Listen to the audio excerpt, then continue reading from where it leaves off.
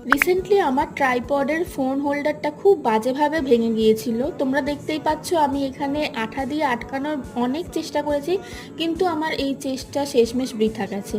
আমার phone holder রীতিমতো আমাকে বলছিল যে ছেড়ে দে মা, এবার কেঁদে পাচ্ছি। তো শেষমেশ যা বুঝলাম, না একে দিয়ে আমার কোনো কাজই আর হবে না, আমাকে একটা নতুন ফোন হোল্ডার ইমিডিয়েট বেসিসে পারচেস করতে হবে।